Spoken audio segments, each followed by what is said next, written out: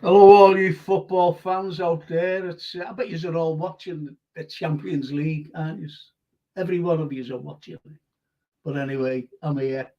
I'm talking about Liverpool Football Club, our great club, and do something later when I get some comments up. But listen, do me a favour. I've got no one on at the moment, and I don't think anyone's coming on because it's a Wednesday. I have my regulars on a Thursday, a Tuesday, and a Thursday. So those regulars can't come on, unfortunately. But anyway, me out tonight. What did you think about Saturday and the Spurs game? And if you listen to the audio, what did you think about that also?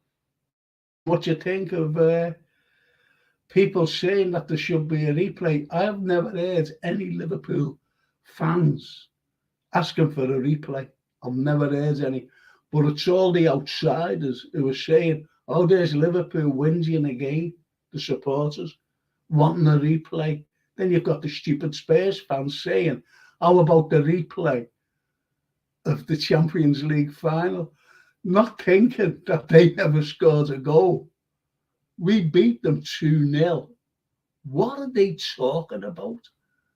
We had a goal disallowed when it was clearly onside. VAR, they didn't even bother. They didn't bother to put the lines in. On the day, they only looked at it for a few seconds. It was shocking what they did. And there's still picture of Curtis Jones and his red card. There's still picture. They never seen the full thing. They should have just rolled that.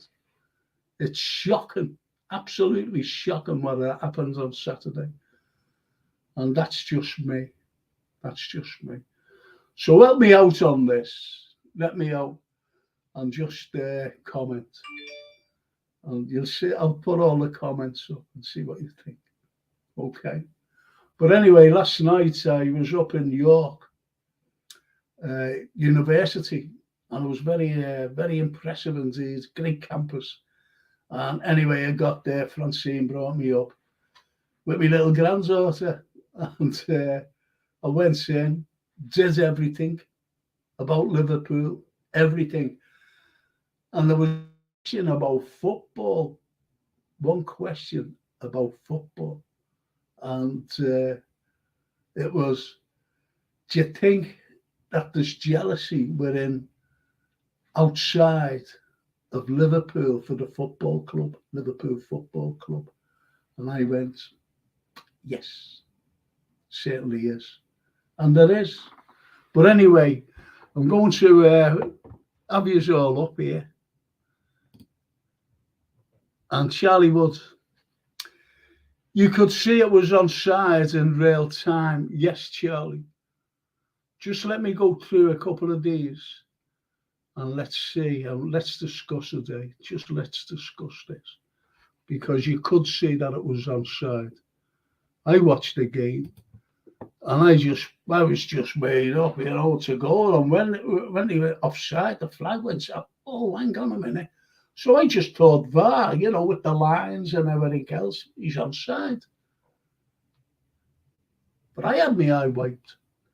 Not just me, but millions of other people. Millions of others.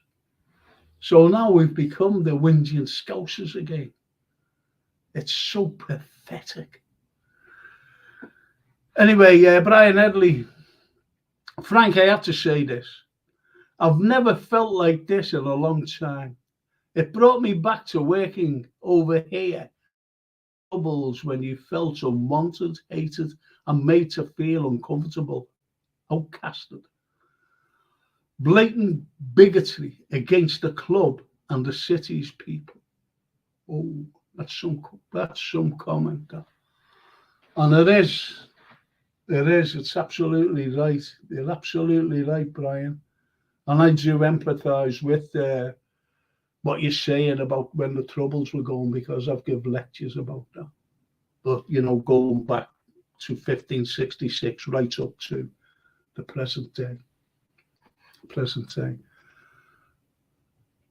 So I do know, I understand what you're saying and empathise with you, by the way. Empathise with you. And as Stephen Snape says, even in Frank, fans of other teams' criticism of us isn't just substantiated. It's completely missing the point. What they fail to grasp is that our club's standing up for the integrity of the game. Excellent. So the first three comments, to be honest, are spot on. Absolutely amazing.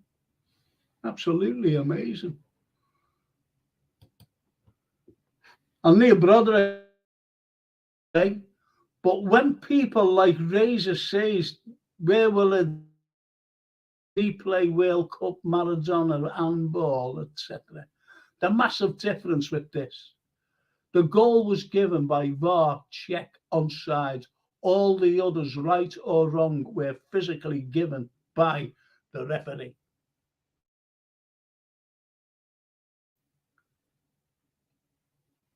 Absolutely. It's absolutely pathetic. It really is. And the lovely answer is the country as a whole is anti-Liverpool. As a club, City, we have been cheated on the field and off it over a proportion of history. Manchester is now a Tory city awash with money, media city. Yes. Yes. Yes. And this is where, as I mentioned, a student last night at this York University thing, that he said, is football a jealous thing with Liverpool? You know, the outside looking in. And I said, yeah. I said, we're Celtic. We're made up of Irish and Scottish. I said, we don't look within simply because if we look within, we're looking at the people who despise us, the outsiders. And I mentioned about being called murderers, still being called murderers. I mentioned the rag as well. There was a fellow speaker with me, a Dr. Fuoco, Italians, he said, funny enough, like myself. And he said he was given about the Irish. He was from Ireland, actually. And he was given about the Irish and about the way the people look at the establishment besides us. And they're not in favour of the establishment. So this is what I said. And with the jealousy of football as well, and being called bin dippers and singing in your Liverpool slums and sign on. You know, so I put everything right. And as I said, I've got to stand an ovation for that. For everything, as I said, to be honest, and what we've given the world, you know, from the very first radio broadcast, X-ray. Think about that. Even Sir James Chadwick, the atom bomb couldn't be split without him. They had to send for him on the Manhattan Project. I mentioned that. This is what we've given the world. The very first passenger railway system in the entire world. The entire dock system we've given. We've given everything. The very first underwater tunnel. They all copied us. They copied us, especially America. And people go, wow. You know, these students, they were amazed. And one lad put his hands up and said, I thought it was Marconi. And I went, no. I said, it was Sir Oliver Lodge.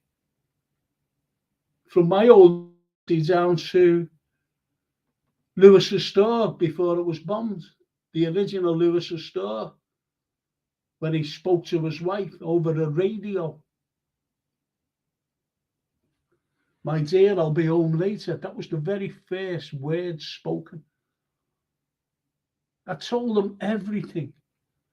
And that's when that lad said, and what about football? Do you think they're jealous of football?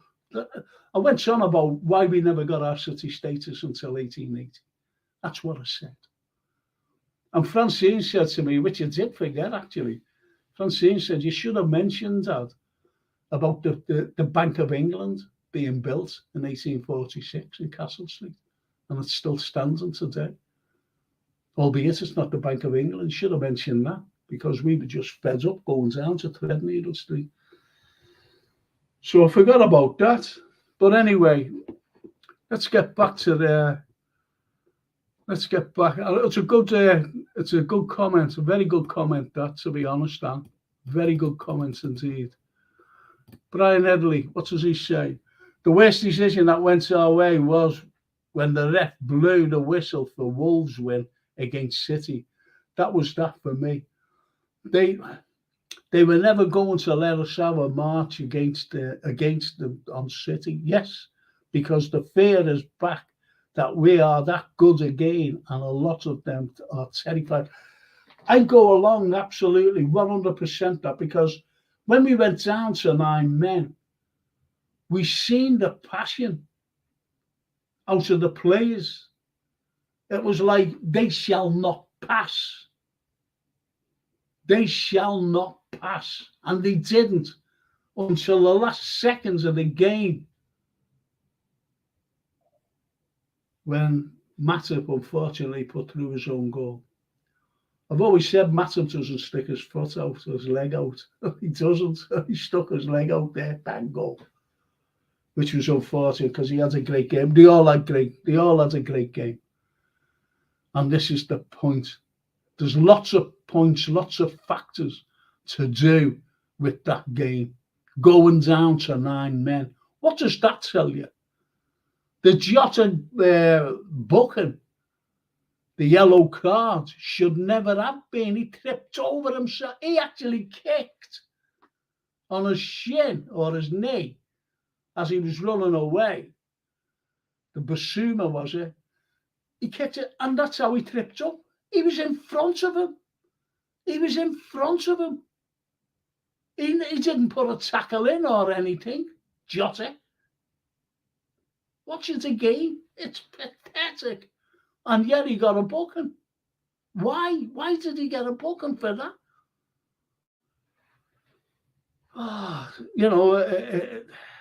So there, a march on City. Yeah. Yeah, why not? How on earth did they not take back Diogo's first yellow? That's got to just be saying. It's just absolutely incredible. And Stephen says the hand in Endo's face went unpunished as well. Yep.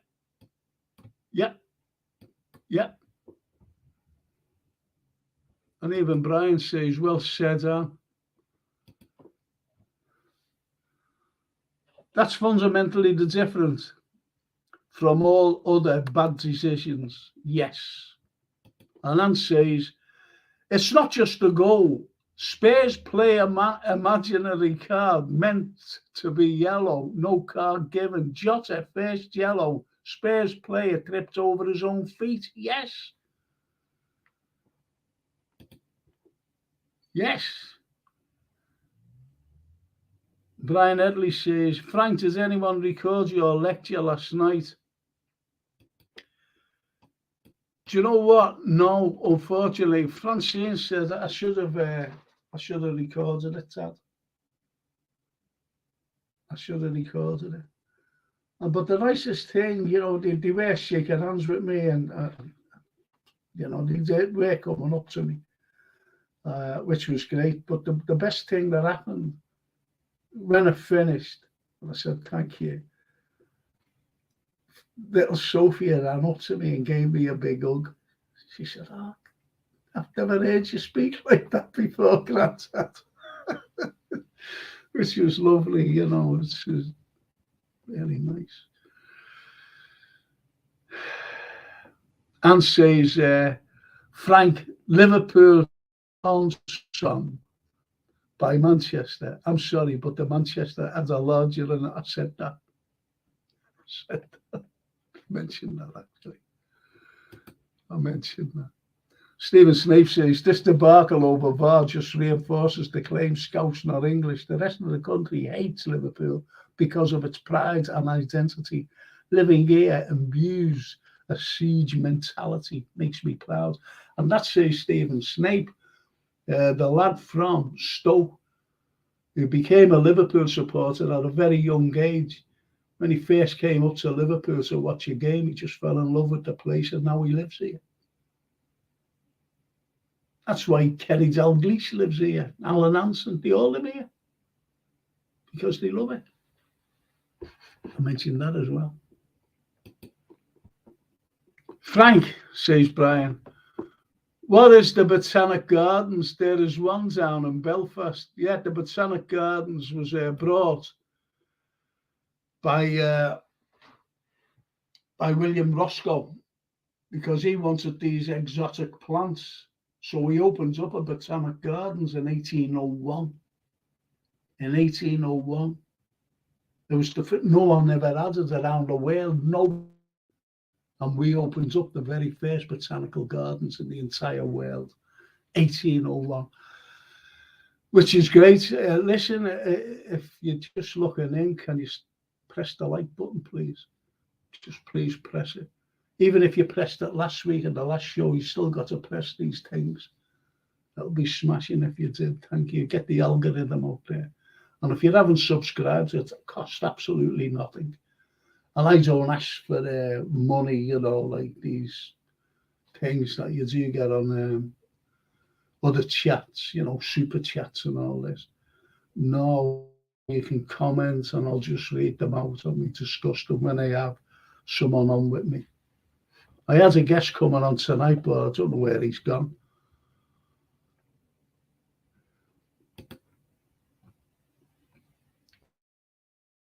In commentary, would have had a better look at the still pics than we had. He would have known it was clearly onside. When the game resumed wrongly, and his first words out of his mouth, off, just. Do you think he would have reacted the same way if it was United? I'm not even going to answer that. You know my answer, like your own answer. Redbirds. I'm sick of people, even some of our own, making excuses, human error, incompetence, bollocks. I've got to say that because I'm in the mood to say that. It was cheating and corruption. End of, says Redbird D9. Can't get any. You can't get any clearer than that. You just can't.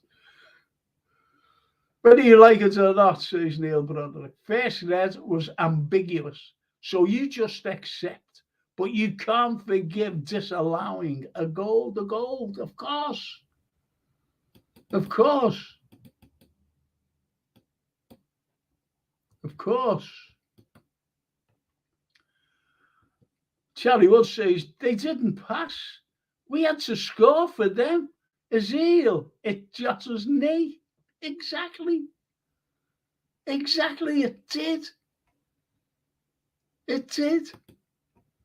Says Charlie Wood. Neil Broderick, agree with your Jota comment, Frank, but the fact is, he knew he was on a yellow and shouldn't have been so rash. That was in the next one, yeah. That was in the next one, but he was trying to win it. He was furious. You've got to understand and empathise with Jota. You really have, because he was fuming that he got a red. And he must have been going through, hang on a minute, you know, what's going on? And he did, he went in a little rash, tried to win the ball, but unfortunately caught the play and was sent off. But the yellow should never have been. It's as simple as that.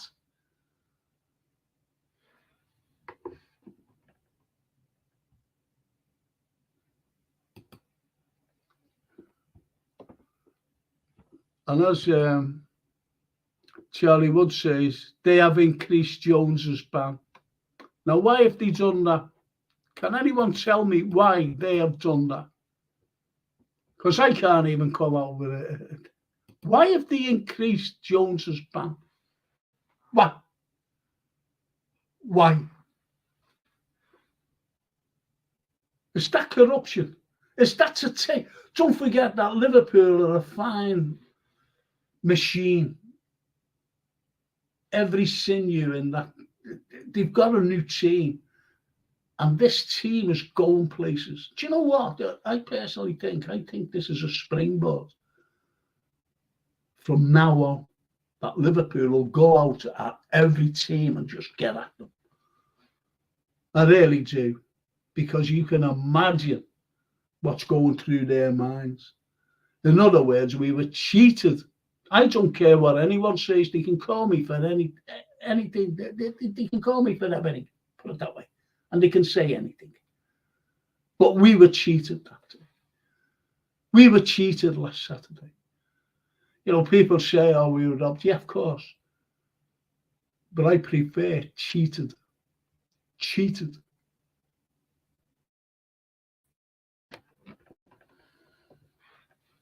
Brian Early says, I'd like to think the FA would at least refund all those great Liverpool fans who travelled from all hours in the morning. Disgraceful. No one has thought of them yet. Good point. Excellent point, that, Brian. No, it really is, because we all think of our lads, our fans going down, home and away, abroad, everywhere these go. All these lads, I can name them. I can name all the lads who go. Great bunch of lads. They go and support the team. They go and support them through thick and thin. And these have been going for years. Even when we had a dip right through the 90s up, and well, not really through the 90s, but we should have done better in the 90s until Houllier came. And then we had another dip under Rodgers. And under Rodgers, when we got beat by Basel at Anfield. Well, it was a draw, but we went out of the Champions League by Basel at Anfield. When you think what's happened at Anfield in previous years to that, and in the former years now. Think about that. Basel.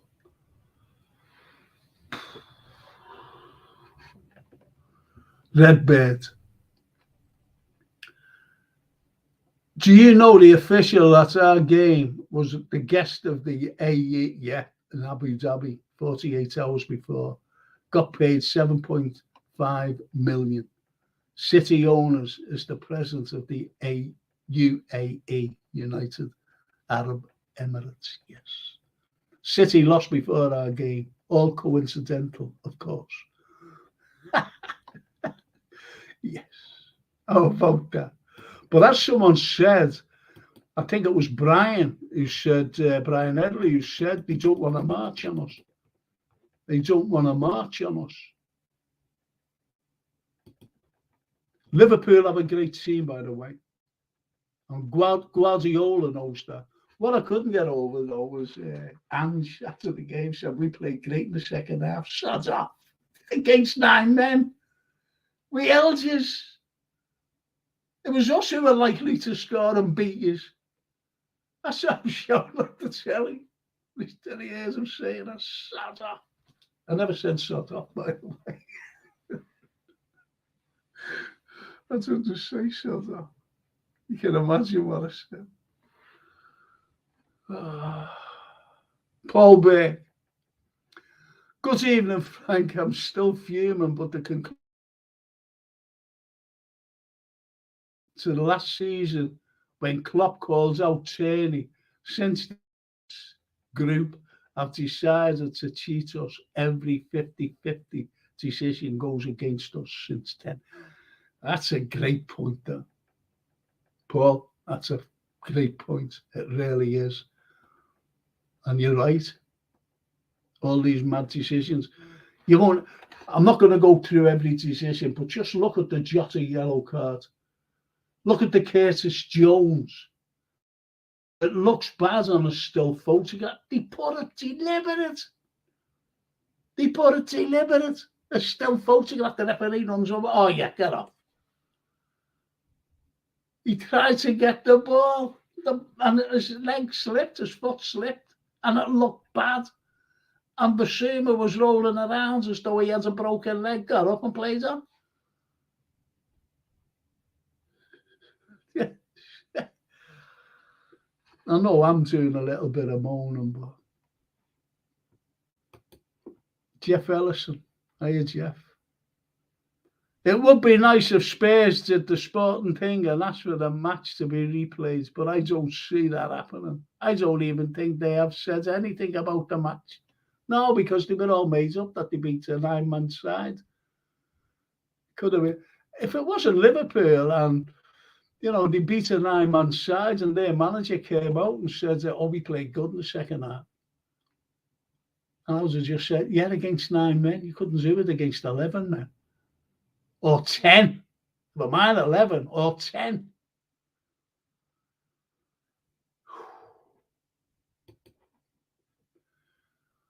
And says, Frank, 2019 versus City. Company drags him and fouls Salah, stopping him going through on his face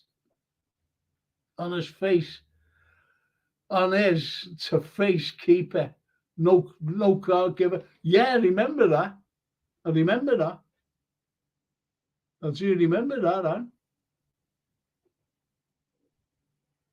And nothing at all.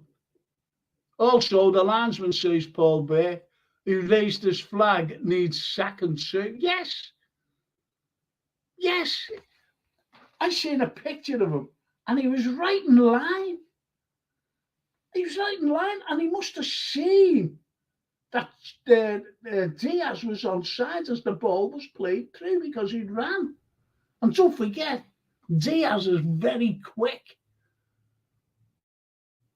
And they were saying, weren't they, in the audio, possible offside. I won't raise my flag yet.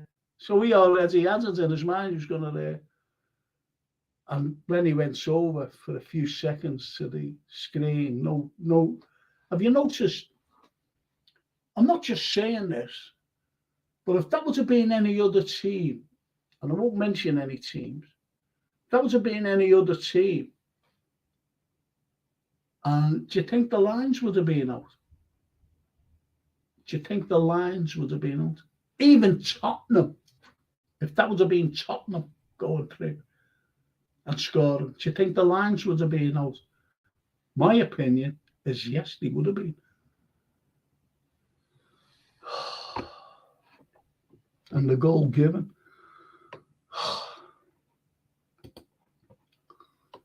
Redbird.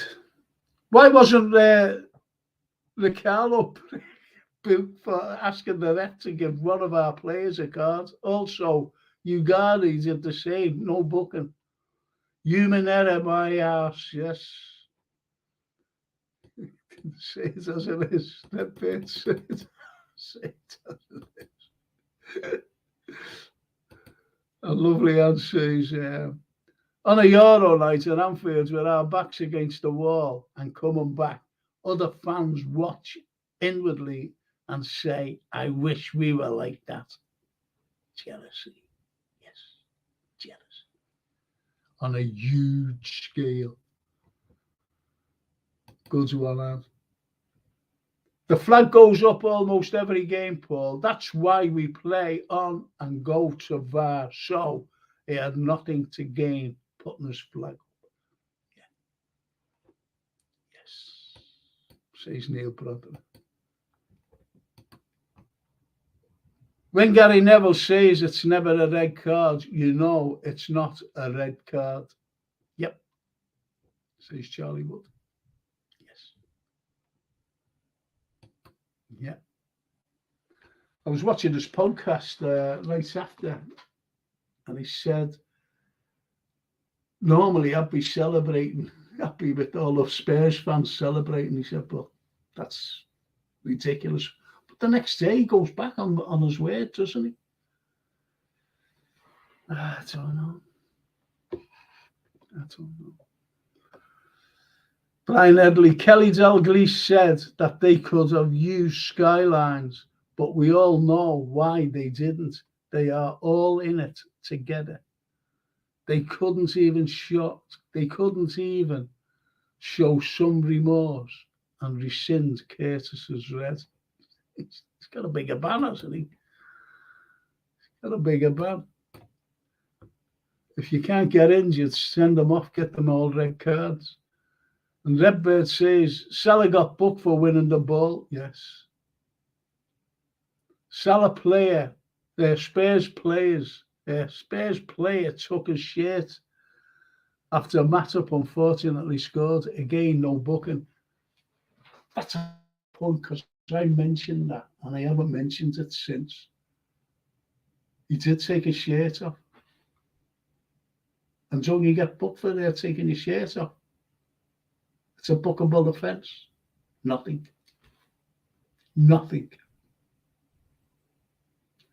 Very good point, Redbird. Thank you for that. For reminding us. And Snappy says, the exchanges between those incompetent Muppets in the VAR studio was akin to listening to a poor phone conversation with a bad connection. Absolutely no verbal cohesion. Farcical in the extreme. Stephen Snape. Absolutely. Spurs fans think they're going to win the league now. Well, they're as delusional as other people, to be honest. Because that team was shocking. They are shocking. Do they realise they didn't beat us with open play? It was an own goal against 9 men. 9 men who held out steadfastly against them after the Jota sending off. And don't forget, we played 3/4 of the game, didn't we?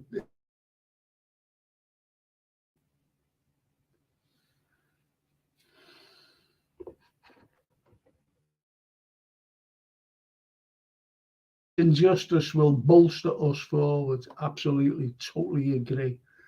It'll also fire us as fans up as well. Absolutely, and we'll start that tomorrow.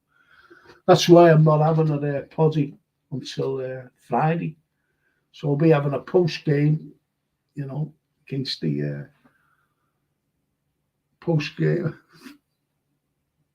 I get what union, the union, whatever it is. Not the Students' Union of York, I went to see last night. But whoever they are, tomorrow. And I think we should just go out there and smash them. Let's make a statement. Let's make a statement against Brighton as well. Let's get out there and just say, yeah, you want some of this then? We're going to give you it. I just hope that's all in the Liverpool minds. I really do. That United keeper's just secured a contract with Billy Smart, says Neil Broderick.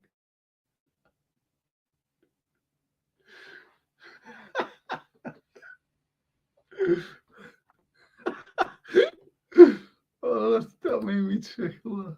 That made me tickle. Nice one. Apparently, says Redbird, in the rules, you can't show a still picture of a tackle yet. They not only did, but showed the end of it, which looked bad to anyone looking at it. You have to see the tackle relay in real time. That's what people were saying. But, to run over to a screen where you see a foot like that against it. As someone said, stud showing. Sods off with your stud showing.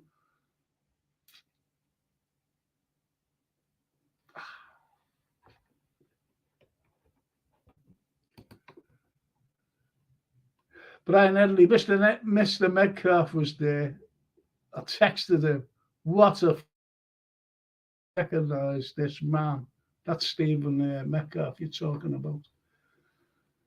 Hugh Brian's going on about is Stephen Metcalf. He's a great fella. He does loads for mental health issues. I presented awards to him last year. And he's a very humble man. He's missed one game in it's 41 years now. One game. Home and away. Europe, everywhere. And he had to go to a wedding. The game was played at Anfield. I forget what games. In 41 years. Unbelievable. Stephen Metcalf. Great fella. I never understood the reasoning of two Northwest teams travelling to Wembley for a semi-final, says Charlie Wood. Yes. Yes. Semi-finals, when they were played at Villa Park and even United's grounds, it was great. You know, just travelling down there to Birmingham, Aston Villa's ground, seen some good semis there. The one that stands out for me was when we beat Chelsea. Peter Thompson scored.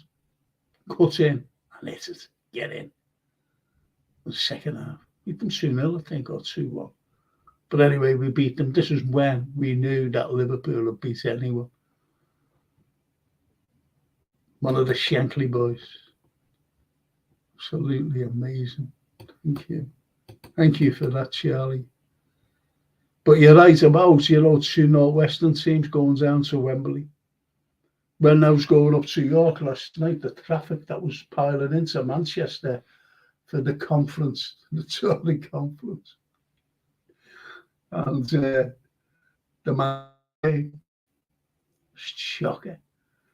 And Francine said to me on the way up, she said, Dad, are we going to get in? I said, no. I said, they'll be coming back by the time we finish. It took us an hour to get outside Liverpool, honestly, an hour. Gridlocked here. Because our city centre, as you know, is awful. Awful. The traffic, especially at peak time. Stevie Wonder could say it was onside, says Redbird.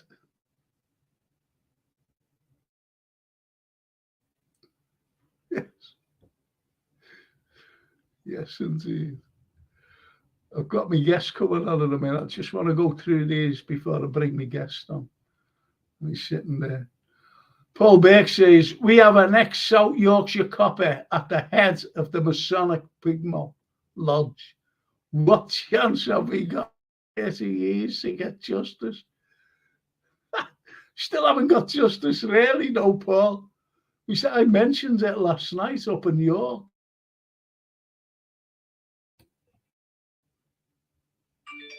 And that's why, against the establishment, because it's the establishment who hasn't given us this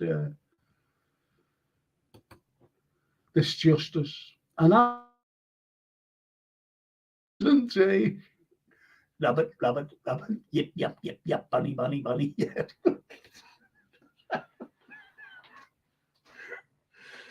Everything I do is wrong. Yeah. Oh, nice one. I'll be bringing on I'm just going to go through these and I'm bringing on my great guest. Love this fella. And it's none other than, well, wait till you see him. Cracking fella. And he says it as it is. And he's a pastor. He doesn't really swear, but I think he was swearing on Saturday, to be honest. Anyway, Charlie says, when we went down to 10 men, we had no forwards on the field. All we could do was defend, says Charlie. And they were celebrating as though they had won the league, Champions League, yeah. Yep. And that's why they're saying, why can't we, Soulboy Fran, I'm going to bring on. I was surprised Nunes never came on. I don't think there was any room for him, to be honest. Unless he went in goal. and put Ali out as centre forward. It's just not. Sold by Fran. I thought Spurs won the league on Saturday. Lap of honour and bringing their kids on at the final whistle. It is. It is. And that, yeah, I was going to point this out. Ant says, Harry Kane, no sending off against us when he should have been in 2022 against Robbo. Yeah. Yeah. Media darling. Yes. I'm going to bring on my guest here. And it's Phil Collins. This man is Phil Collins. And honestly, even Phil Collins said he's the best tribute Phil Collins artist he's ever seen. And he said it on stage with him. And there he is. Liam Moore. All right, Frank. You're not going to swear, are you? Flipping it. Flipping it. He's a minister in the church. And that's what you'll get out of him. Flipping neck. Like me Auntie Leah. Me Auntie Leah said, "Oh, flip." That was her swear word. She was posh, me Auntie Leah. Anyway, everyone's been about the game and VAR and everything else. What's your take on Saturday? Do you know the thing was, I was watching it in the Black Bull with me mates, and the first thing that we said was, they haven't showed it. They haven't showed it. They haven't showed the lines. They haven't showed the heat map. They haven't showed anything. And that's when we knew that there was a risk. That's when we knew there was something up. And that, because if it was usually like, you know, the VAR thing and all that, they would make every single way to justify that it wasn't a goal. And they just stayed stumped. And we waited for the half time. And we were just like kind of incredulous. We were just like, you know, saying, what's happening? What's happened? You know, why aren't they showing? Why aren't they showing? So we knew that it was a risk. We knew something was really major in regards of that, because I've never, since VAR, I've never seen it. I've never seen that before, you know. And you know, the other thing is, like, conspiracy things, is they reckon Sky already knew. Yeah. They reckon Sky knew. Yeah. Yeah. Because they get it in the monitor. Gary Neville said they get it in the monitor. Yeah. So and he was told that he was actually told that it was done it as well, where I was like, yeah. So, you know, it was just a laugh, wasn't it? You know, it was just unbelievable. But you know, the thing is, though, is that it was like the Alamo, wasn't it? It was just kind of, you know, the Davy Crockett spirit, or the General Cardigan, or the Light Brigade, like, kind of thing. The resilience of the team was absolutely amazing. Incredible. Yeah, it was, and that's what I was mentioning before. Absolutely incredible. You know, like, kind of, obviously a different thing. You talk about Barcelona and that, like, and then you talk about the Champions League and where they were all out on the feet and all that and whatever. And to have that grasped out of our, like, taken out of our grasp with an own goal with Matip was just, it was mad, wasn't it? It was just. Yeah. Yeah. And that's the unfortunate thing. This is what I was saying before, Liam, before. Spurs fans, and even that Ange, he turned around and said, we were great in the second half. You would be great against 9 men. And that's ridiculous. And as I mentioned as well, they couldn't beat 9 men. We beat ourselves with an own goal. They didn't score us out of open play. We were comfortable with 10 men. I said it to me, mate. I said it to 10 men. I said, we're comfortable here. We've got them. And you know the thing is, Frank? They took off their offensive players. They took off Son. Yeah. They took off the other, like, kind of striker. And they put on a defender. They put on Ben Davies. Yeah. Yeah. And this is the problem. Well, they were terrified of us. You could see that. You could see that. But as you said, this'll give us, I think it's the springboard for a lot better this season. I really believe that. I think that we'll go all out, unless the referees are against us and VAR are against us. So the only thing that we can wish for and hope for is that Liverpool go out and go about 3 or 4-0 up at half time. That's the only way that we, in my opinion, we can. Well, I think the thing is, I've just read there on Twitter, X. I've just read there that Darren England is not allowed to do any Liverpool games this season. Well, now why did they come to that conclusion?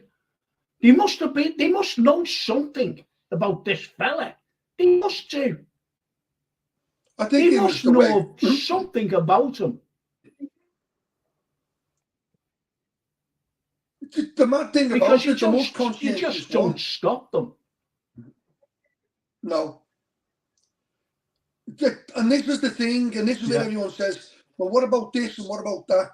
This has never, ever, ever happened. They knew that a goal had been scored, yet they continued as if nothing has happened. And the thing is, Frank, and like, I'm not going down rabbit holes, when that fella had that, like, mic and all that, like, and you hear him, and you see his countenance change, you see it change the referee, and they told him. So he could have pulled it back.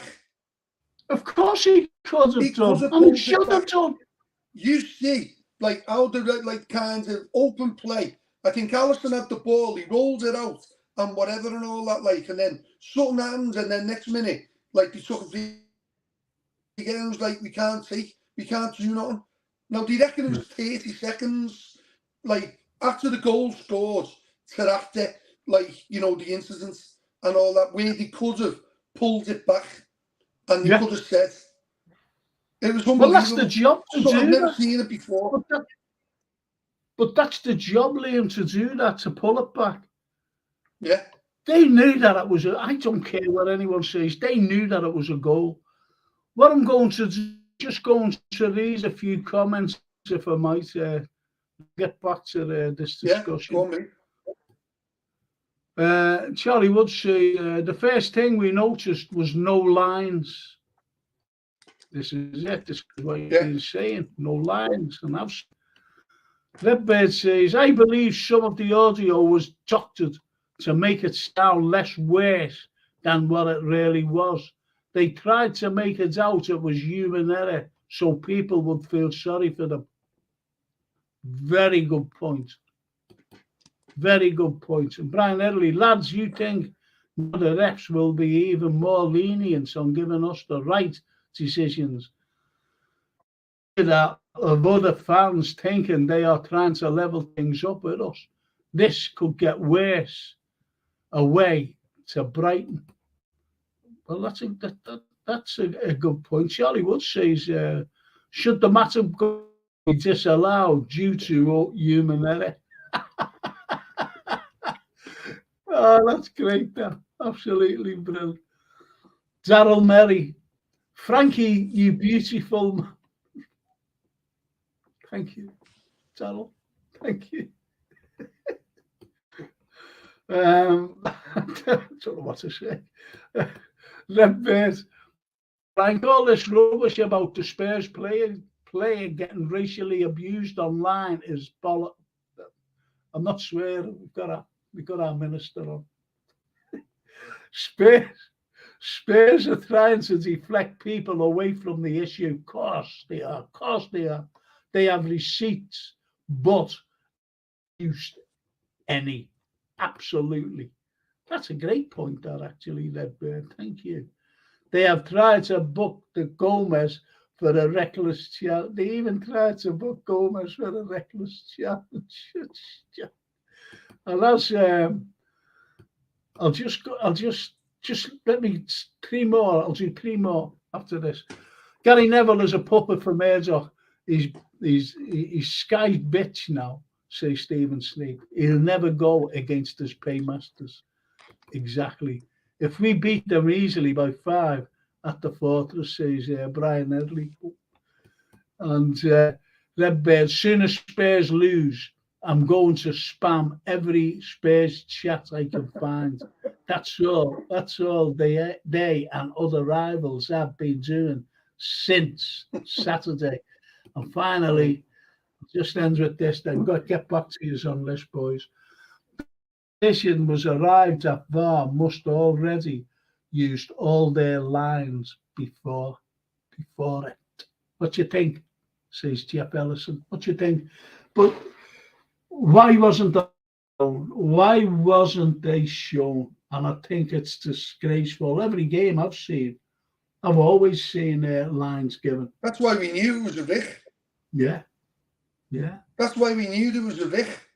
Because them lines, they are absolutely all over it. Do you know what I mean? They're all over it with them lines. You know, they show their hands, the foot, whatever. They show from every single angle or whatever, and nothing, absolutely nothing. And we were waiting. Yeah. We were waiting in anticipation, at the first half, when they're kind of the reviewing the first half, and nothing, absolutely nothing. Unbelievable. And the mad thing about it, I think we don't like them, do we? But No. I think the one who done it, who brought it out and tweeted it, was Keys and Andy Gray. It was being Sport. Yes, it was being Sport who showed Diaz. Yeah. He showed Diaz. He was well behind. Yeah. He was well behind the Spurs players. Yeah. No, I seen that, and even Andy Gray was saying this is wrong. That's shocking, and and even Keys, he was saying it as well. What a shocking decision!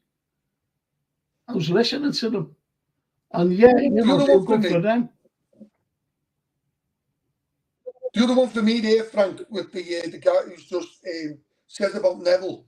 I've never seen more frigging backtracking and walking it back than Michael Jackson doing a moonwalk.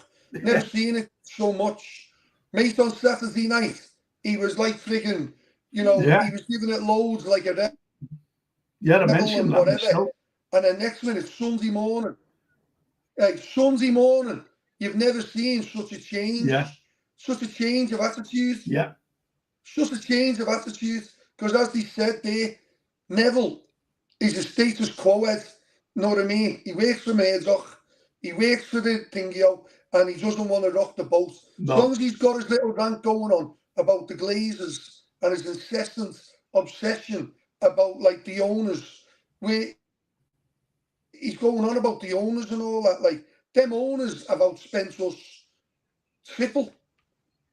Oh, yeah. Their owners have outspent us triple. Do you know what I mean? And they keep on going on and going on about the Glazers. But, they've spent £1 billion.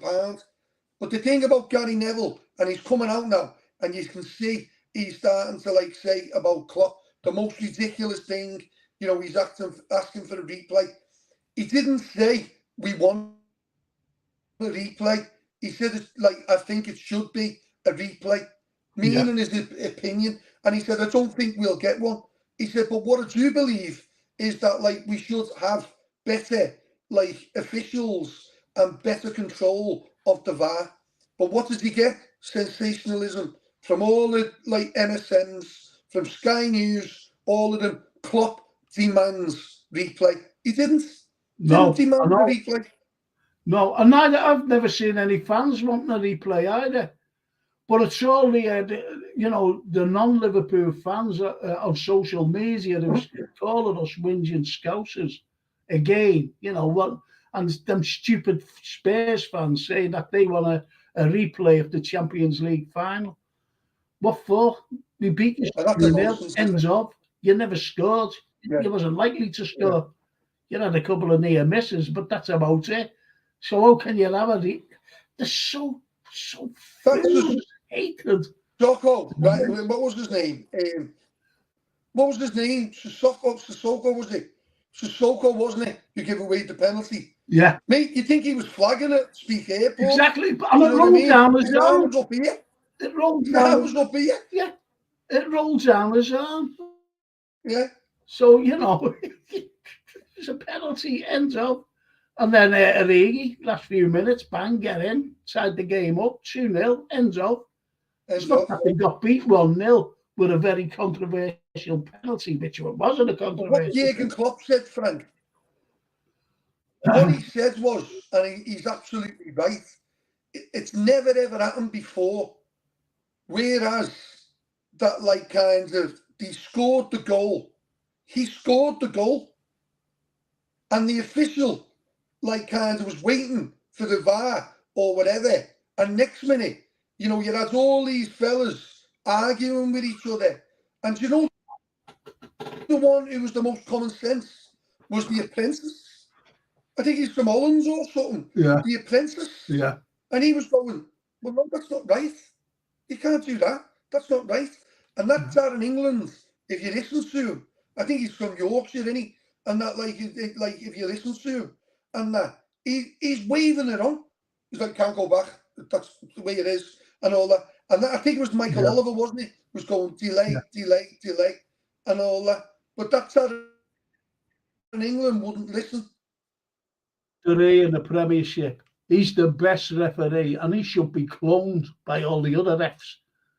Because as someone mentioned, I don't know, someone mentioned about Tierney last season, and the referees, you know, have got together and said about Klopp. But, you know, and I said at the time, you know, he shouldn't be jumping at, you know, these linesmen and fourth officials and referees. He shouldn't be jumping on it. All right, he gets excited. We all get excited. But yeah, and that's the way it is. I'll just go through a few more.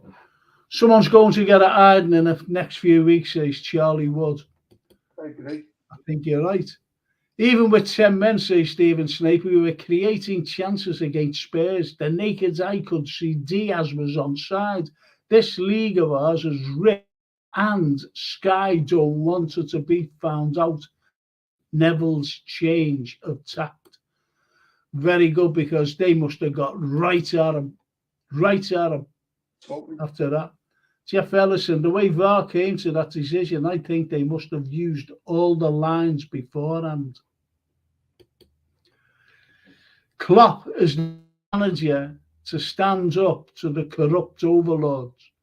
All the others bend over backwards with sore bums, says Redbird. I agree. I agree there. The lovely Darrell, 2-0 Newcastle. I don't want to know any scores. Is that okay? 2-0 Newcastle? Yeah. I don't want to know any scores. I'm sorry, I don't have scores on here. Stephen Snape, the Turkish delight in Manchester last night. So exquisite. Tally ho, Frank, says Gary Richards. VAR will screw someone else. Of course it will. Of course it will. Brian Headley, even watching Everton versus Luton on Saturday brought me back to the old FA Cup semis, Frank. Didn't Luton in 86 and Mountfield and all. Yeah.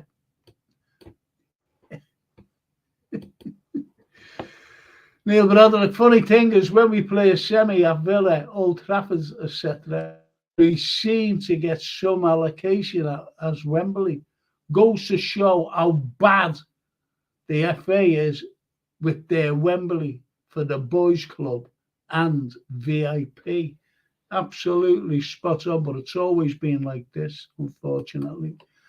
And Redbird says, Spurs doing a lap of honour will come back to bite them big time.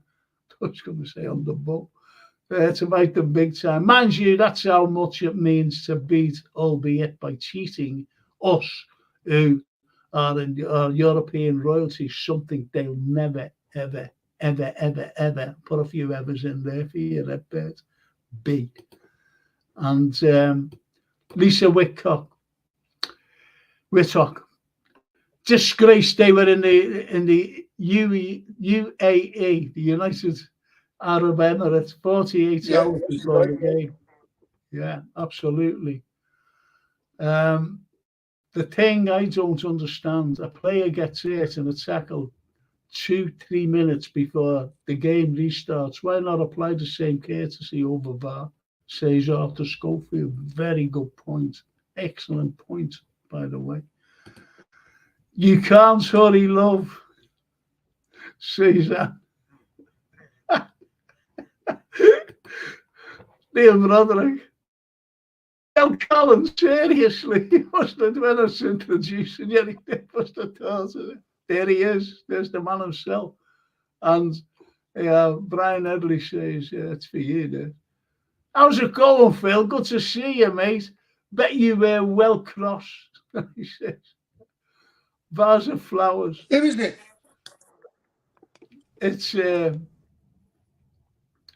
Brian Edley. How's it going, Phil? Good to see you, mate. I bet you were well crossed. Right, I've just got to get hold of this.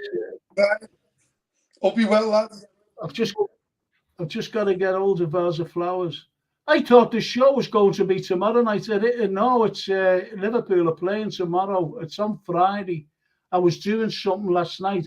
It's on Friday. But if you want, a link's been sent out. Check your email. Check your email and come on and help. Yeah, I think I'm a bit busy on Friday.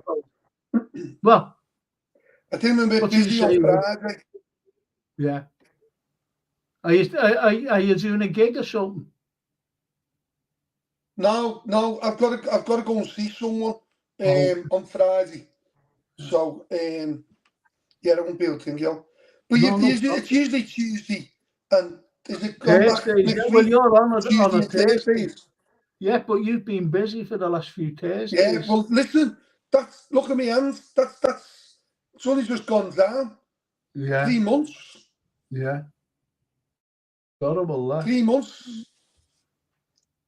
Yeah, madness. It is. But you know what, Frank? Remember when we were talking about the season, and we were on the Tuesday with Tommy and that. Yeah.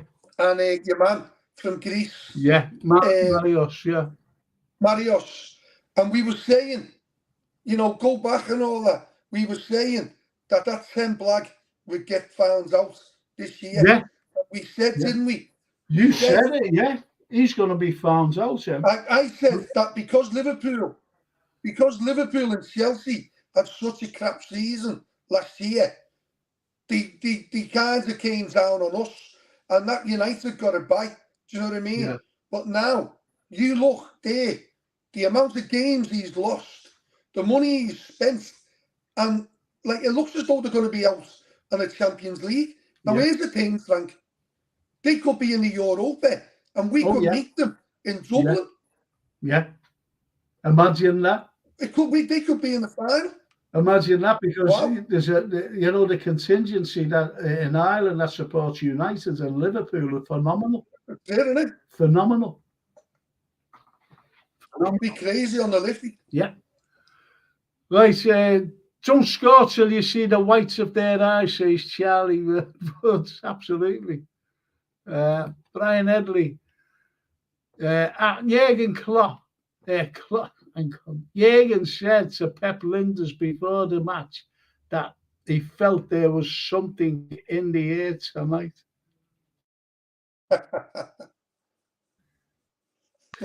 So listen, Vase of Flowers, Lee, if you're there, get on. There's a link sent to you.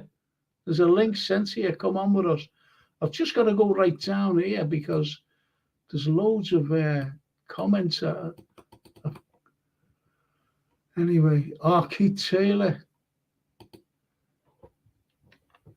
And Frank, I hope your trip to Leeds went well. Did any of from Simon? Yes.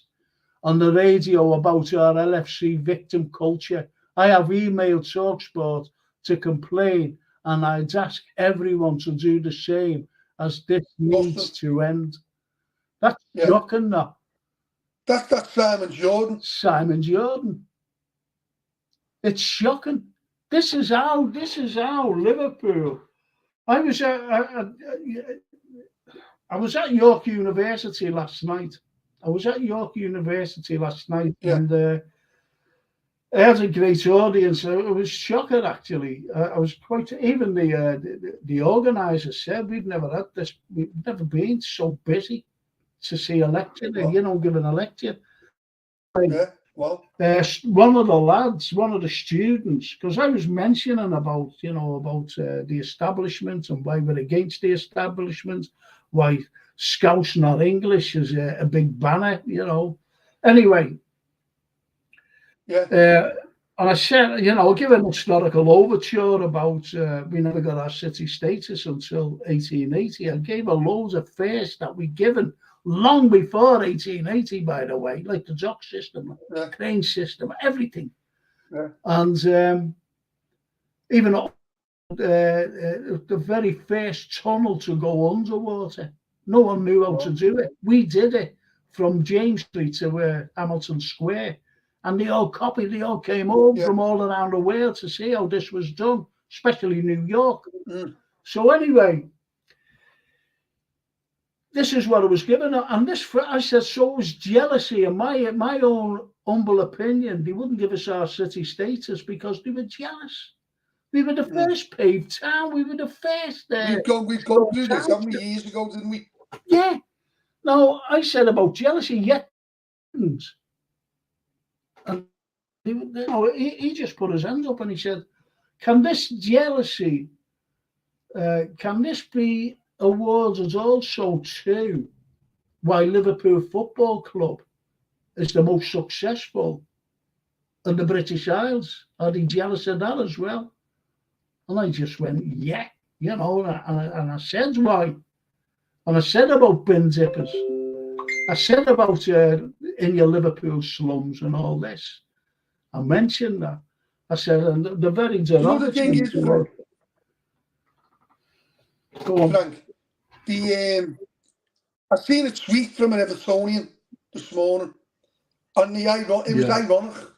It was ironic what he said, but it was like kind of, this is the feeling. He said, and this is how their mentality is against us and all of like Britain in certain ways. And I don't understand it. I don't get it. But he said, we hate the VAR and the decisions and whatever. We hate it and all that. But the only thing is, we hate Liverpool Football Club even more. And that was said? That's said from an Evertonian this morning. Yeah. That's shocking. That. And I said to him, I said, well, wouldn't it be ironic? Wouldn't it be ironic if you got sent down and you got sent down by a VAR decision? Yeah. Do you know the thing is, Klopp is a pioneer.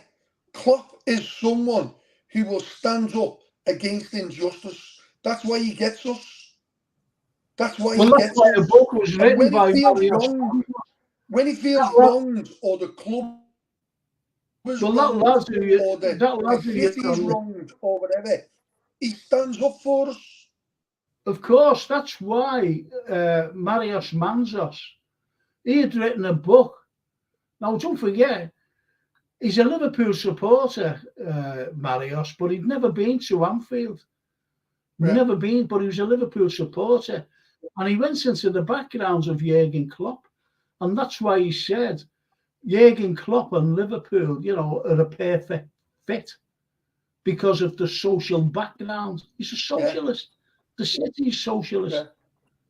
And this is what I was trying to explain against the establishment last night at York University. We're a great socialist city. Barry Mason says, actually, I don't agree with replays as there are too many games. And Lisa Whittock says, why multiple human errors against us and none against Spurs? Yes. Oh, Taz Reynolds. All right, Frank, how would you... I'm going to mention that later. You don't mind. Liverpool have 9 points to Gary Richards. Absolutely. Absolutely.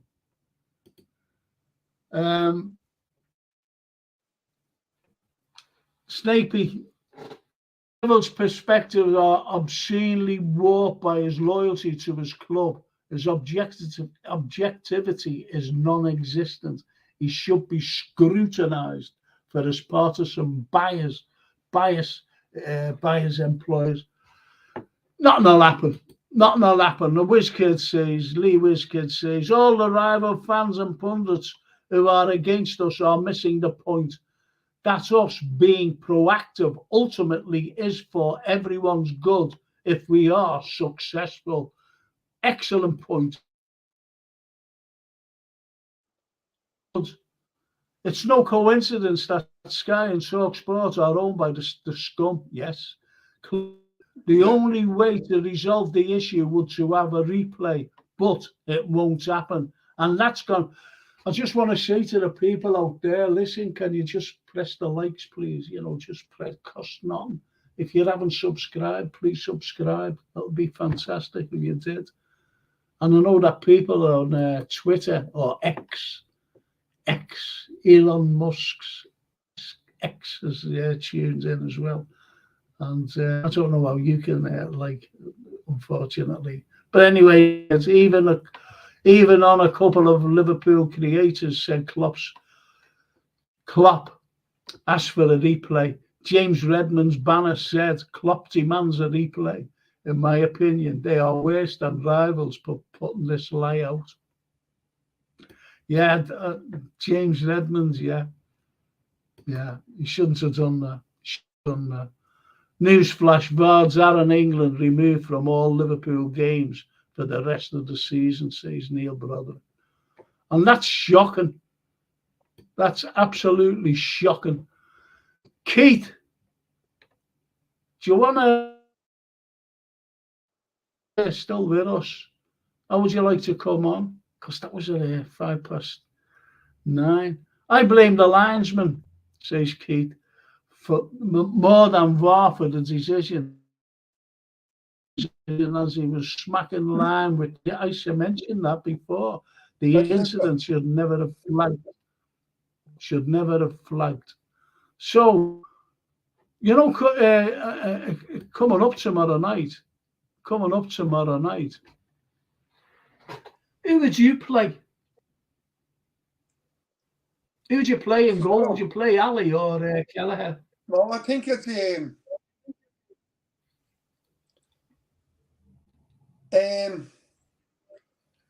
Kelleher played last time, didn't he?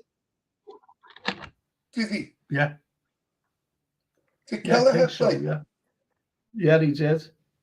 Yeah, I think he'll do it halfy again. I think he'll have a strong squad because I think he's absolutely determined. I think he's absolutely determined to win it. Yeah. I think he wants to win it. He's never won it, Frank. No. You know, obviously the Sevilla one, the first season, that was a gutter, wasn't it? Yeah. 1-0 up, going in half time, and they came back. Yeah. So, you know, I think Premier League, and I think Europa, and I think FA and League Cup.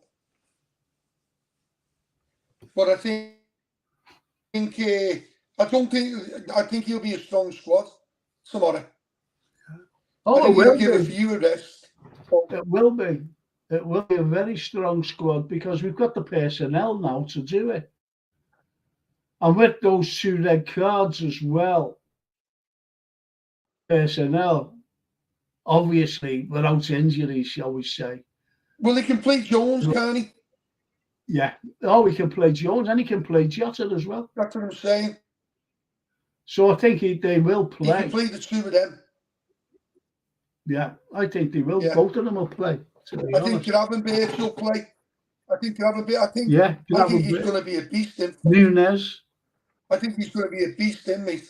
Oh, he's going to be great. Yeah, and so is Who? going to be a beast. I think he'll play Joke, young Joke. Yeah, yeah. Ben Joke. I think he'll be playing. Yeah, maybe Salah on the bench. Maybe Salah on the bench. I think he might has the play big Nunes guns on the because he bench. never plays them. No, that's what I just said. See, that's Brighton, isn't it? Liam. It's Brighton on Yeah. Saturday or Sunday. Yeah. Brighton on Sunday afternoon. Sunday. Yeah. I think they'd have them playing on Friday night if they could. Oh, the yeah. FA. Yeah, play them on Friday night. Play Brighton Yeah. Friday night. Yeah. At 5 o'clock. I think it's be all right. I think it's obviously now because of Jota and Gakpo, but I think it's ready made for Nunes at Brighton for the expansive play that they play, the way they play.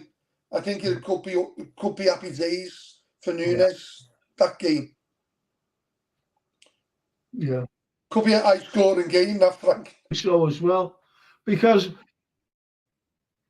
see the thing is as well about him, in a fine vein of form as Darwin. And did you see him at the end of the game? You know, against Spurs, he was doing this. You know, we'll be back. Yeah. We'll be back. He was brilliant, absolutely brilliant. But that showed that all the players as well. And Neil Broderick comes out with a comment here. He says, yeah. Oh, yeah, absolutely. I said that right at the end, you know, when I was watching it. I was only watching it on my own as well. Anyway, he says, previous seasons, says Neil Broderick, there is no drop down of teams from the Champions League to the Europa League after the league phase. Once eliminated, your European season is over. That's right, yeah. That's what he says. Yeah. That's what he says. So it might make it a little. But if they get beat the next. Go on. If they get beat the next game, or like they're out, aren't they? Yeah, they're out. Yeah. Be out. They're gone. Finished. Finito. Good night. Galatasaray are nobody in bugs.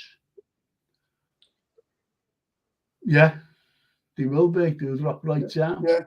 And as you said before, could you imagine United and Liverpool, you know, in Dublin? Oh, be amazing. Fireworks. Be amazing. Rosa Flowers, I'll be honest. Rosa Flowers says, I'll be honest. I got really drunk after the Spurs match. I wasn't planning to have a drink, but I was so indignant and apoplectic that I had to get drunk. Yeah, of course. Everyone on Snape, you know, I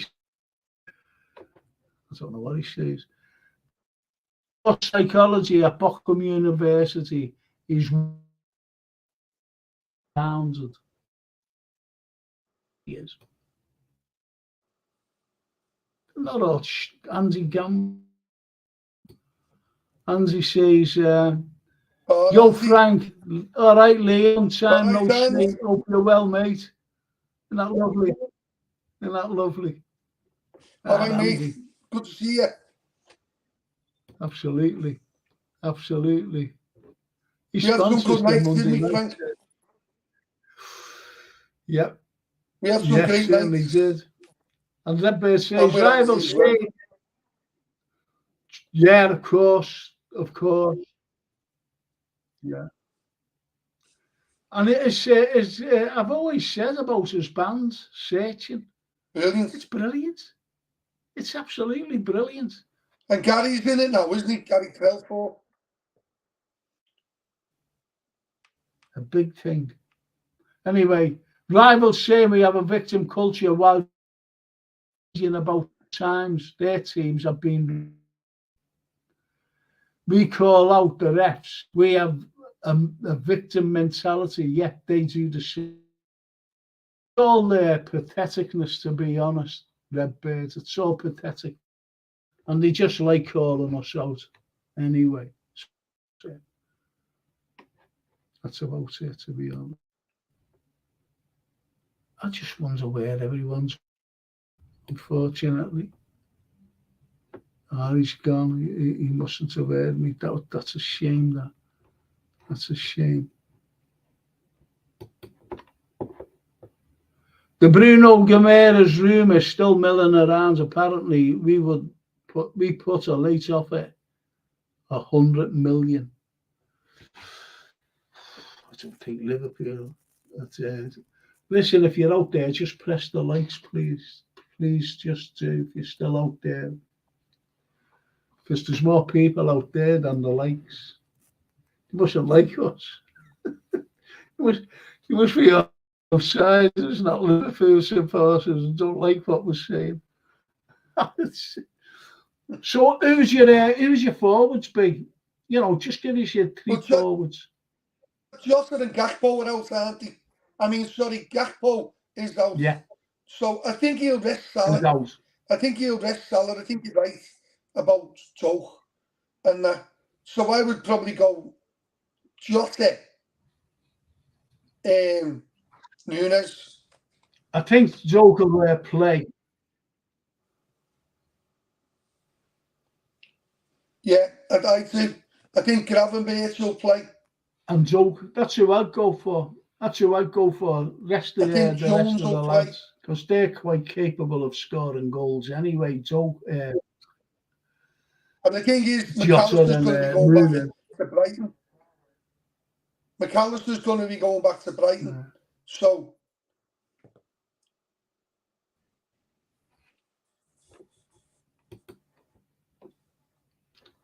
McAllister's, he'll be going back there. Of course he will. Brian Edley says, lads, how long is Cody out for? Gapco? I don't know. How long have they said? Has anything been said? 3 weeks. 3 weeks. 3 weeks. Yeah, 3 weeks.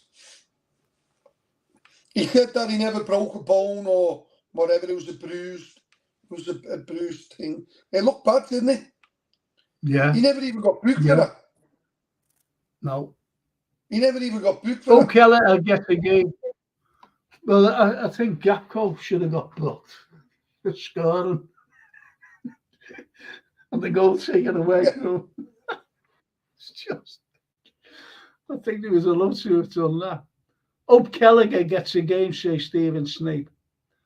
And Andrick says Nunes, Mo, and Doak can play on the left. Yes. Yeah. That's a good one, that, Neil. I think Jota will play. Yeah. You've got to give United fan Goldbridge respect in his channel. Yeah. He's been on Liverpool's side from the start and calling the officials out, saying it's disgraceful. What happens on Saturday? Yeah, I heard him. Yeah, I heard him. You know, so, but when Liverpool beat them 7-0 at 5-0, I don't think he like out there. It's not that funny. The F words all was coming out. I watch him. When United get beat, I watch him because he's hilarious. Yeah. Oh yeah, he's like any of us, you know, if we get beat. Lee Wizkid says they said Gakpo will be back for the derby. Brilliant. And Brian Edley says McAllister was very below par on Saturday, even before the sending off. Wasn't impressed with him at all. Says that. I think it's the position he's in, isn't it? He's playing out of position, isn't he? Yeah. He'd be further up. He made Jones. As fair play to Jones, Frank. You know, we said years ago, haven't we? You know, sideways bob and all that kind of thing. But you know, fair play to him. You know, he's in that position. He's playing well. He's playing all right. Oh yeah, I really think he's great, and he gets stuck in season, and that brought. And he was only brought in because of injuries, as you know. Yeah. And he actually steadied the ship. And that's Yeah. why we had a great run in. Yes. That's why we were undefeated until the Spurs game. And he's been absolutely wonderful. Absolutely brilliant. I think Thiago would be brilliant in that midfield now. Do you know what I mean? I think he'd be brilliant, Frank, Thiago. I know, like, he's injured, like, but why is he? He's been injured since February. Because I think what it is, I think Klopp wants him. I think Klopp wants him at 100%. I think every time he starts to rush him back, every time over the last couple of years, he's broke down. Do you know what I mean? When you get him in a good run of a team or whatever, he's brilliant. And imagine him with Szoboszlai and, you know, with Jones or McAllister in that three. Freaking hell. That'd be some midfield, that. Yeah. No, you're right. You're right. It will. And this is why we've got, you know... Oh, he's unbelievable. But what you've got to look at as well is that we were screaming out for 2 or 3 seasons for new midfielders, and then he had to get them all at once because they were dead wood. That's why he was so poor last season from the season before. Yeah. We were flagging from the season before, by the way, coming to the end. Yeah. And that's why we never quite made the quadruple. But if he would have put it right, we would have won the quadruple. It's a shadow of a doubt. Absolutely. Yeah, absolutely. All made up. I think we're going to get what these lads say.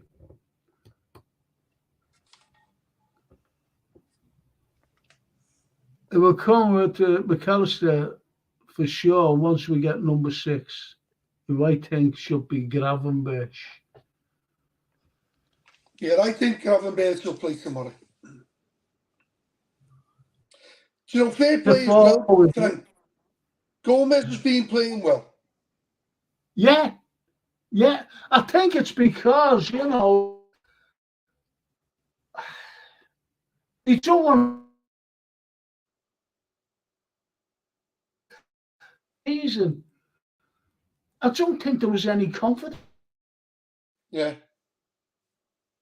We had Zenza there, we had Milner there, and you know, so just lifted them. Szoboszlai, the likes of McAllister, the likes of Endo as well, Gravenberch, and Gapco. That's lifted them. That has actually lifted them. New blood getting stuck in, legs in midfield. Get McAllister further forwards with Szoboszlai and Gravenberch as a 6. We'll see the real McAllister for what we bought him for. I agree entirely. Wiskett says Thiago had an operation towards the end of last season, which is what he is slowly recovering from now. But, you know, would you risk him in a game? He's been out since February. It's long time. What about in midfield? Matic playing? Yes, yeah. Isn't one? Do you reckon he'd play 10 tomorrow? I said that on someone's. Yeah.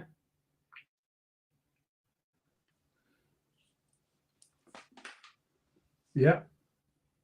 And maybe Gomez and Matip or maybe Gomez and Kanate. I don't know about Gomez. I think he might be resting in for the Brighton game. I just don't know. Robertson will be he won't be playing. Didn't he play Quonset? He played Quonset with the. I think he might play didn't he? tomorrow. Yeah, I think he might alongside Konate or Matip. Because I think Konate will come in. Oh, he's brilliant, that young lad. Absolutely. I think he'll come on. I think he'll play Quonset alongside Matip or Gomez. Gomez, yeah.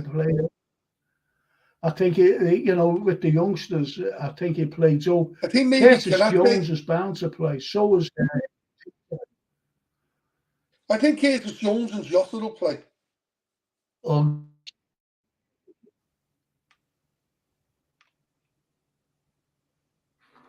But this is what they're saying, isn't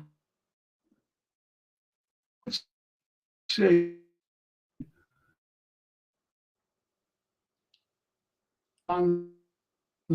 shitty player and should stay sick. How does that help us? When you're deep, it's what he has done for 4 years. He's been injured more so, and he gets away with it because every calling Naby Keita, weren't he?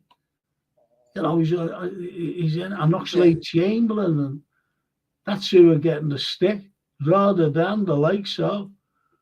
He's another injury-prone player, in my opinion. He's a great player, don't get me wrong, but he hasn't played for us this season. He hasn't played since February, so he missed the whole of the back ends of last season.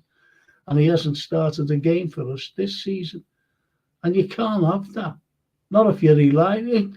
You should just put someone in his place. Get someone in. No. That's the end of it.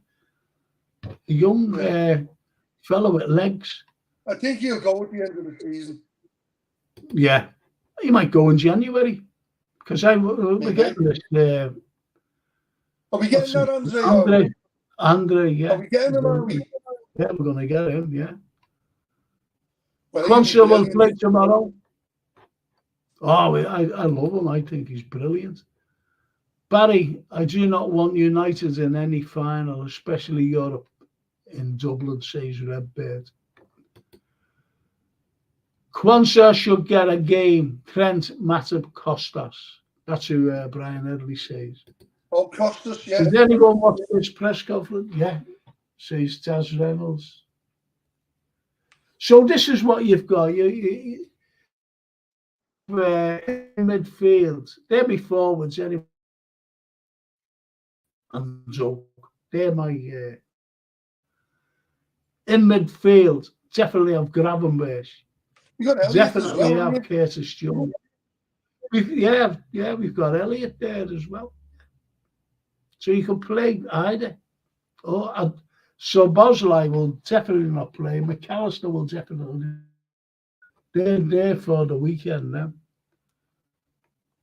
I think it could be Gravenberch, Elliott, and Jones. Yeah. Who'd you see the quandary now? We've got Tsimikas at left back, so that's sorted. And I think Quonset alongside Matip. I think he played Matip with Konate for the Brighton game. And I think the quandary now. I think you're right. All Konate with Brighton. Yeah. And the quandary is: shall we play Trent at right back, getting a match fit for the Brighton game at right back? Yeah, I don't think he'll play the two. So that could happen. No, don't think so. Not after coming back from injury and that. I think he might. I think you're right about Bielsa. You know what I mean? I think he could put him. Okay. Yeah. It'll be an interesting choice, won't it? You've got Enzo. You got Enzo as well. Got There's Enzo, loads yeah. of options now. And Enzo was great. Enzo, yeah. I'm going to bring in Keith now. Finishing off his pint of Guinness, and there he is. Hiya, Keith. Evening, gents. You all right? All right, Keith. Hi, mate. You okay? Yeah. Good for seeing you, yeah, absolutely. Was just talking, Keith, about who would you like to see in midfield tomorrow night? I think I'll play Jones because Jones is out for a couple of games, well, 3 games now, which is a joke. No, but it doesn't apply in Europe. No, so I think I'll play Jones. I'd like to see Enzo and Gravenberch in the centre there. And then up front, I'd probably play Jota. I wouldn't play Nunes because he's carrying a bit of an injury. He's not 100%, so I wouldn't play him. I'd probably play Doak, Jota. It's only really Diaz and Salah, really, isn't it? The other forwards. Might have to go with Diaz. What's it called? It's house, isn't he? Gakpo is out for a few weeks, so yeah. I don't know. It's a difficult one, isn't it? Up front, I played Doak and Jota. Possibly Diaz. Okay.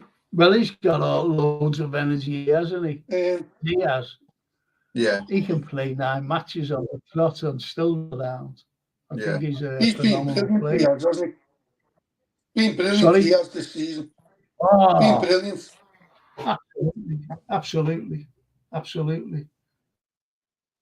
Is that your forwards then? Yeah, I think, Field? Jota, Diaz and so back I'd play Kwanzaa. I'd play Kwanzaa. Gomez. I'd have Tsimikas. I'm trying to think who would have a centre half there because what's called still carrying a bit of an injury as well, Canate. So, God, who would you play? Well, that's what I said before, Keith. I said Kwanzaa playing alongside.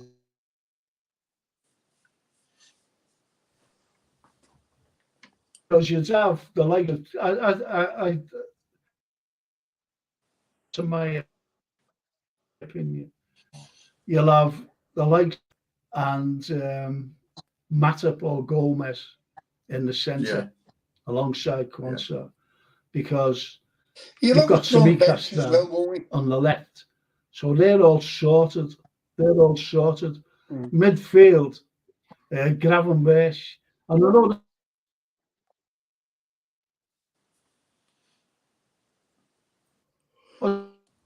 Keith, I'm sorry. Oh, sorry, mate. You just broke. You just froze. Sorry. Bergo has played.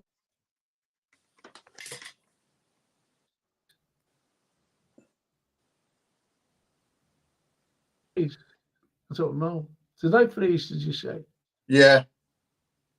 Have I frozen? Yeah, you did. I don't know. Mate, yeah. I don't know. I think you know you were saying there. Can you hear me now? Yeah, I can hear you now. Yeah. Nope, gone off. Lost him. Oh no, we've lost him. Lost him. Oh well, he'll be back. But you know, you were saying there before. I'd definitely play Kelleher. I'd have Kelleher in. But I think the games that we've had up to now, Trent, I wouldn't take a chance on Trent because of the hamstring injury. I wouldn't think it's Trent. I think Trent will be for Brighton. Yeah, they'll play at Brighton. But saying that, he was at the interview today. Yeah. I don't think he'll play Trent. I think he might be on the bench. Yeah. I think he'll be on the bench. Yeah. I think he'll put Trent on the bench with the likes of Mo and, you know, Verge, Nunes. I think he'll put them on the bench. But I think he's got to go strong, you know, Smaller, because these aren't a bad team. They're not a bad team, like, so I'd certainly go strong. Yeah. Yeah, I think I think he wants to win it. I think Klopp wants to win it. Yeah, well, it's the only. I don't think he wants to. I don't think he wants to mess around here. No, yeah, well, it's the only trophy he hasn't won with us. So I think, you know, and you know, I was listening to you before about Man United and how they're playing at the moment, and we said it, didn't we? Remember the beginning of the season when we were talking at the beginning? Remember? Yeah. A few weeks ago when when it just before it started, the season started.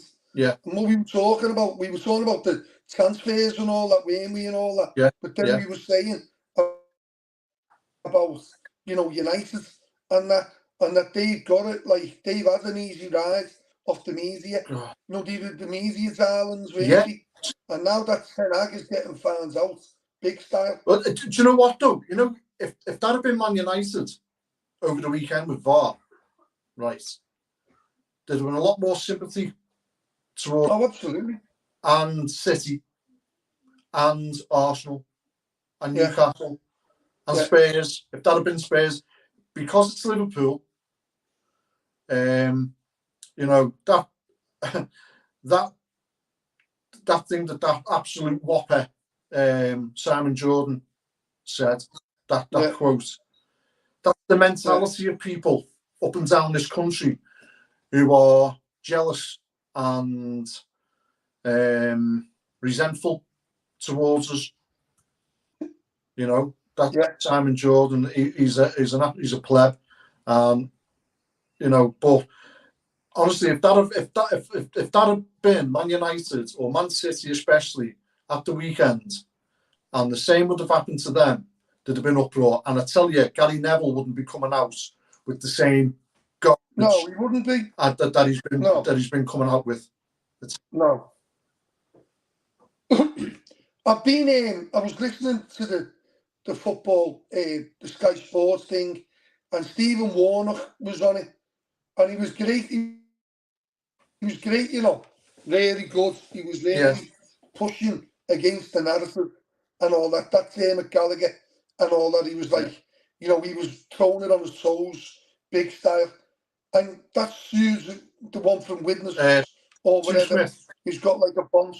You know, like he's got like a fucking Billy Fiore. Yeah, Sue Smith. She's played for Samuel Women. And did she? She's Evertonian, isn't she? She's Evertonian, yeah. But anyway, but that Stephen Warnock was like a dog with a bone, mate, and he was absolutely nailing it. You know what I mean? Yeah. And he was like, "But you can't have that, and you can't have that." And then he was throwing it on McGallagher, and you could see the presenter starting to get like really one of them. And that girl, that Sue, whatever her name is, and all that, she was like whatever, because they are at the behest of the paymasters, aren't they? Well, you only have to look at the match when it was who was commentating on it. Was the lad Andros Townsend and Jamie Redknapp were there. Oh, it wasn't Peter Drury, it was the other fella. It was wasn't it Andros Townsend and Jamie Redknapp? They were. Oh yeah, they were the half time and Jamie Redknapp, yeah. And I just, for me, I was like screaming at the telly, saying, I was screaming saying this is corruption, because at half time the lines weren't even drawn to show a half time, and he did not mention it once until just before the beginning of the second half. Kelly that's what it said, right? Yeah, Kelly said, about it. And that's because Sky Sports were told by Howard Webb or the hierarchy, whatever you do, don't talk about it. Don't mention the war. Yeah, you know what I mean? So John Cleese. That's where I was thinking. Don't mention the war. There's some form of corruption, or there's something going on here, because the lines weren't put across. But also, sorry, I'm just going off a bit off track here. But you know, we're saying like that Darren England now has been banned, and Dan Cook. Why isn't the linesman banned for that absolute garbage of a decision? He was the one. He was the one who put the flag up. Yeah. Absolutely ridiculous. But you know the other thing as well, Keith, I said to Frank before, that Simon Hooper, you can see him, the way his countenance changes. Yeah. He's on the radio, and next minute you can hear them say, it's not a goal. Like, it's a goal, but like, you've messed up or whatever. And you can see his countenance has changed. Yeah. Do you know what I mean? Yeah. But and it's like kind of, and they just carry on. And that's the unprecedented thing. That's never, ever happened in VAR. No, it's never. Never. But that he's the clown that sent McAllister off. He's the clown that was involved in Man United against Wolves. Yeah, he was, yeah. And the other thing was, how when he went over to look at the monitor, they told him to go and have a look at the monitor for Curtis Jones. Yeah. That monitor might as well have been in the centre of the supporters because it was right there, right in front of the supporters. And as soon as he goes over and looks at the monitor, there's this screenshot of Jones' foot going into that. So straight away, his mindset is, I'm going surrounded by thousands and thousands of Tottenham supporters. It might be on the screen. That's what they've seen, or that's what I've seen right with the Spurs supporters.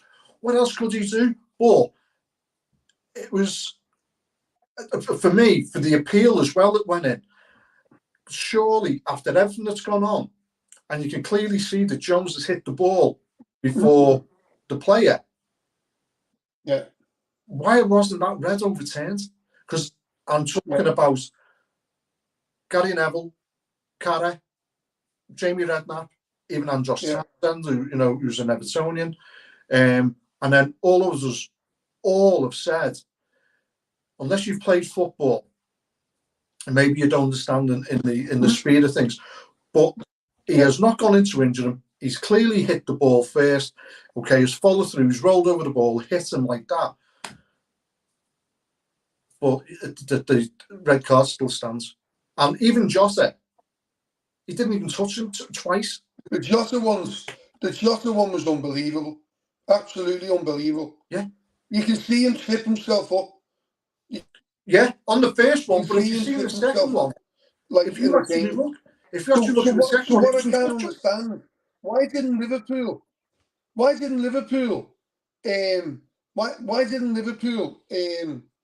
challenge the sending off of Jota? Well, so apparently what they turned around and said was, so the first one with Jones, it was the impact, the final impact of it. And the second one was because it was deemed by the referee within a certain time period of the foul being, the two fouls being committed within short periods of time. And that it was Jota should have known better with knowing that he'd been booked and then had committed the foul again. But both those, I actually, on our group chats with Frank and that, I absolutely castigated Jota. But I take it back now, because if you look at Jota's challenges, neither of them, he touched them. Even that second. I know, it's the intent one, wasn't it? It was like, you could see he was Browns off, couldn't you? Yeah.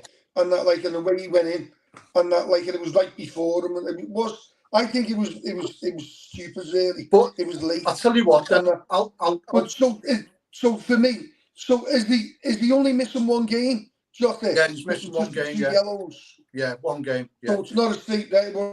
But I'll turn that round. Just two yellows. Hopefully, Frank's can hear us. If that situation with Jota had been at Anfield, would he have got a red card? That's a hard one, that. Can you hear me? Yeah. Yeah, I don't know. Sorry about that, lads. It wasn't my fault. It was just going all haywire and everything else. Anyway, I don't know. I don't know. Listen I don't to think he was on it. No, it's an hard one, that, to say if it would have happened at Anfield. And again, if it happens at Anfield, would those lines have been shown as well? Well, I was just saying there before, Frank, when the decision against Curtis Jones was made, that referee might as well have gone right in the middle of the Spurs supporters where that monitor was. Yeah. And as soon as he goes over, because it's right next to the Spurs supporters, and when he goes over, there's that screenshot of the impact of Jones's foot on Basuma. Yeah. So straight away, that referee thought, leg breaker.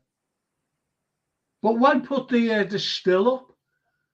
That's what I'm saying. Because what they're trying to say is, even though it looked bad, or whatever, they're saying it was the point of impact. It was the point of impact with the foot.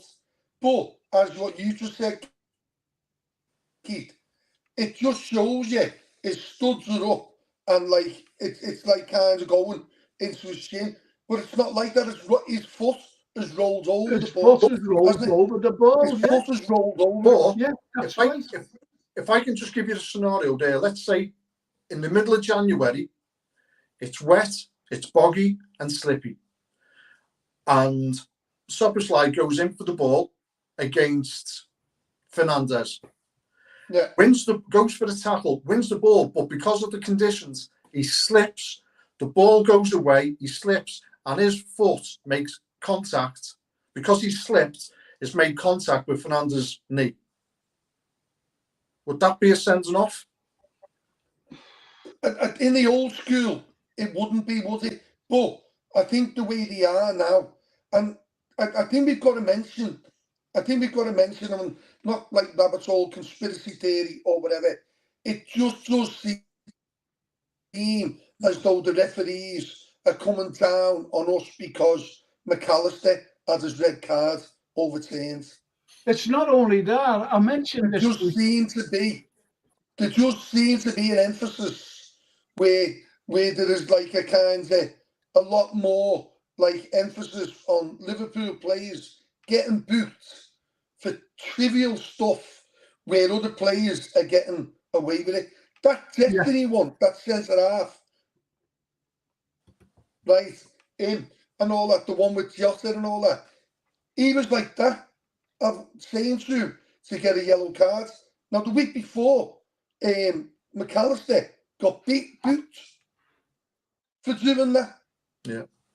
Well, that's that Destiny one was on the floor doing that. Yeah. And like kind of, so the thing is, he would have been booked, a second bookable offence, and he would have been off. Well, yeah. as Redbird, Jota wouldn't have like been in a tangle with him because he would have been off.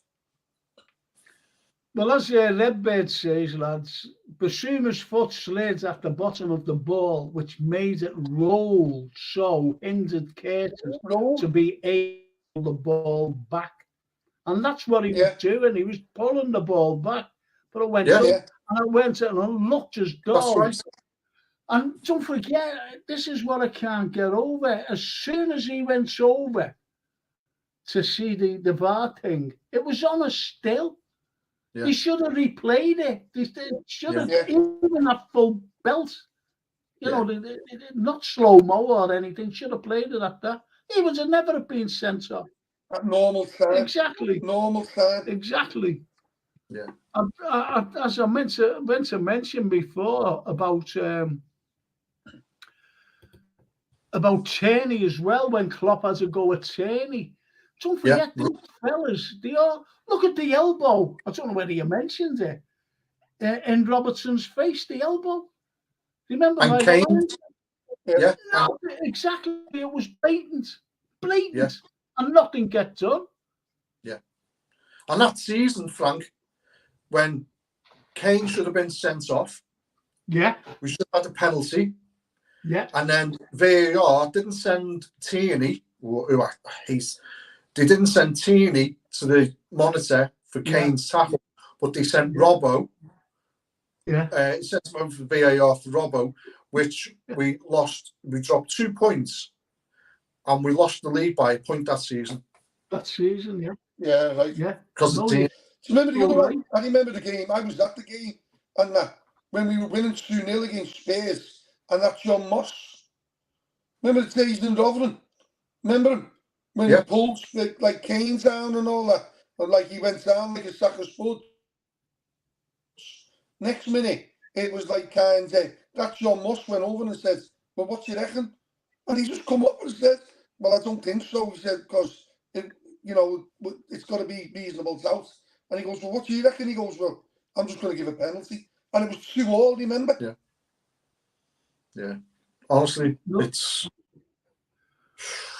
Well, as Justin Ulysses says, Pig Mob removing Darren England from LFC games for the rest of the season, while good to hear does not go far enough. Coote, Tierney, Paulson. Cook should all be banned from officiating our games, and he's spot on. He's so right. And as Redbird says, conspiracy there, it was just plain cheating and corruption. Simple as that. And that's what Redbird says. So we've got all this argument. No matter how you look at it, you're getting other fans now saying from other clubs that we're a load of Scousers whinging again. The whinging Scousers are out again in force. And it's wrong. The state of the play today, corruption, and in my opinion, it's corrupt. It really is, especially VAR. And that's the way it's going. I remember going to the game before VAR and everything else. Does anybody celebrate a goal now? They don't, because they're terrified in case VAR, you know what I mean? There's another decision to be made. And you're so deflated, especially after Saturday. Scores a perfect, brilliant goal, by the way. Great ball, brilliant goal. And it was disallowed. No one could celebrate anything. What a brilliant finish, by the way. It was absolutely brilliant. But that's the way it is now. So really, you can't, like, for the love of the game, we all love the game. You can't watch a game, without controversy. And that's just because of VAR. In my opinion, I think they should just use the linesman. That's all they should do. Use goal line technology as well. But that's what Frank, I'm a big rugby fan, and since they brought the TMO in, that there is never ever any controversy in rugby when they bring their version of VAR in, because what happens is the TMO has the direct communication with the ref, and all the crowd can hear the conversation between the referee and the TMO, and they talk to each other, and all you need is one fella on that microphone, with all Anfield, Spurs Stadium, whoever it is, to talk to each other and say, right, okay, look, I've put the lines across. If you go over to the monitor, just check on that, or penalty decision, or Curtis Jones decision, and talk to each other and let the crowd listen. That's all you've got to do. It's all secret. Yeah. And the other thing, sorry, Frank, was you've got Jurgen Klopp having to come out at the end of that game to put his view over what happened. Why isn't there a representative of, or the referee, come out at the end of the game to explain and say, you never get it, it's wrong, it's wrong. Yeah. Frank, I'll have to get off, mate. Yeah, but we're rounding us off now anyway. So listen, we are rounding us off, to be honest. I'm in actually pain here, to be honest. I've got an abscess right there. And I'm not saying our chemist said, well, I should have had these antibiotics 3 days ago. And they got a phone today. I said, where are they? He said, oh, you'll have to phone tomorrow. I said, are they there? He said, it's shocking. It really is shocking. But anyway, but I'm in agony. But that's by the by. It was brilliant having you on. It really was. Thank you so much. Now, listen, I'm on Friday. I'm having a post-match, tomorrow's game, that is. And also a preview of the Brighton game as well. We'll be picking the teams. So instead of tomorrow, Keith, is it all right for Friday, or are you? Yeah, no problem, mate. Yeah. You're there? Yeah. With us? Oh, brilliant. Yeah. Okay. And you're busy, aren't you? Yeah, I'll be able to do next week, Frank, next Thursday. No. Well, it's every Thursday, as you know, but when we're playing Europa League on a Thursday, I'll be having it on a Friday. Yeah. I'll be having it on a Friday, if you know what I mean. So that's the only problems I've got. And also, if Liverpool are playing on a Monday night, I'll still be having us on a Tuesday, but it'll just be the history show that goes. So listen, lads, thank you so much. Thank you, for coming in. Thank you, Keith, for coming in the last moments as well to help to everyone out there. It's thank you. Vase of Flowers, you're on as well, I think, on Friday. So be prepared. Be prepared for Friday and Vase of Flowers. Oh, yeah, there he is. He's just said. I'll come on Friday, Frank, if that's okay. Absolutely. Redbird says, if Goods win tomorrow, Frank, that will cure you. That will cure us all. And Brian Edley, thanks, lads. Frank, Keith, Liam, up the Reds. You never walk alone. They will never stop us. Get well soon, Frank. Thank you so much. Nice one, Brian. Isn't that lovely? I want to come on, get in touch with me, and I'll have you on with the likes of Keith and other brilliant guests I've got. And you can't get any better than these Reds. Thank you, Keith. Thank you, Liam. And I'll see you on Friday. Hopefully. God bless, Frank. All right, Frank. God bless. See you later, Keith. See you, Liam. Take care, lad. Keith, mate, what do you reckon? Do you reckon that we're going to beat these tomorrow? And do you reckon that we're going to beat Brighton? I think we're going to go all out on, against Brighton, especially. Yeah, we'll beat them tomorrow, and we'll beat Brighton. Yeah. I think so. I think if any goal does come out of Sunday, I think it's galvanised the squad even closer. It has galvanised it. That's what I said right at the end of the game.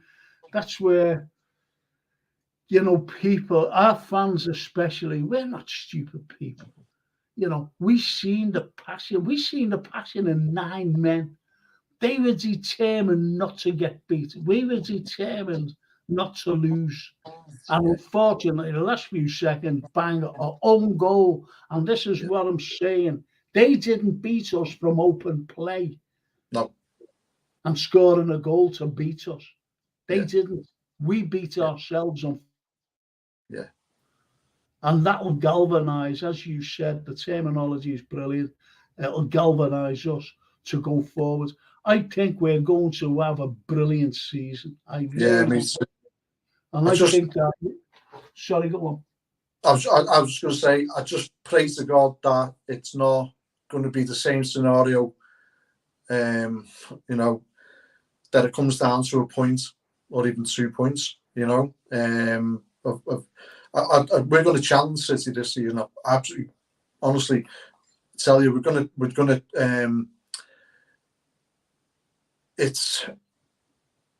I say, if it just comes down to 1 point of challenging for the league and we lost it by that, it'll be uproar. Yeah, absolutely. But Vase of Flowers, who's coming on Friday with you, by the way, he says as long as the ref and VAR doesn't screw us again. Yeah. But I can't see VAR and the referees going against Liverpool because they'll be scrutinised to the full. To the full, because they can't keep doing this to Liverpool. Look at Liverpool. I remember Klopp saying not after the game. He said, "We play football. We don't go around kicking the opposition. We play football, and we don't. We don't kick them. You look at Liverpool. Yeah, we play football. We try to play football, and yet there's 4 players being sent off. I think Virgil, when he got sent off, I think that was very harsh indeed. Yeah. If you look at our sending offs, the ball. Yeah, McAllister's was rescinded. Van Dijk should never have been sent off. No. Jones shouldn't have been sent off, and Jota shouldn't have been sent off. No. And then, did you see Salah's booking? Oh, one of the cleanest players. A player who loves the game, who plays, for Liverpool Football Club. I don't think he's ever been booked, has he? I think he's got booked for taking his shirt off. But that's it. Even you could see his reaction on Sunday. I looked because I'm trying to think what someone showed a video of the bookings and sending offs, and it was a joke.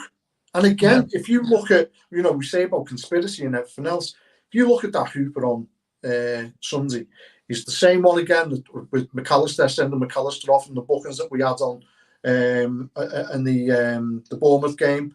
And honest to God, I just can't help but think, don't just ban Darren England. You've got to ban this Hooper.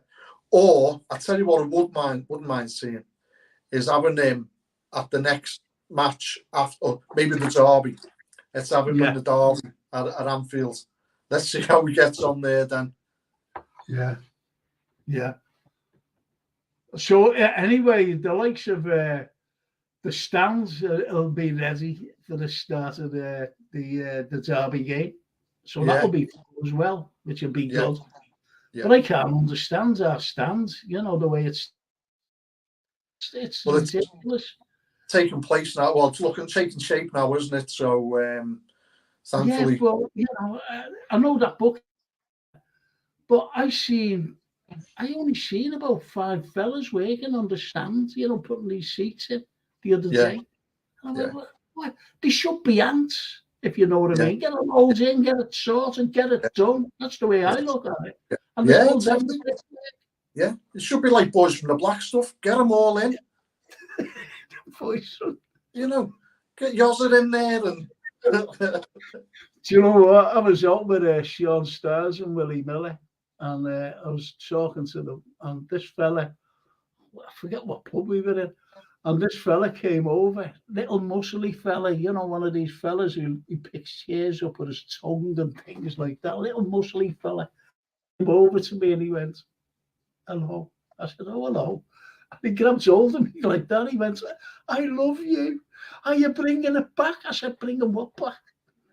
He said, "Boys from the Black stuff." And I went, "Oh," and I didn't say that I wasn't Alan Bleasdale. I loved it.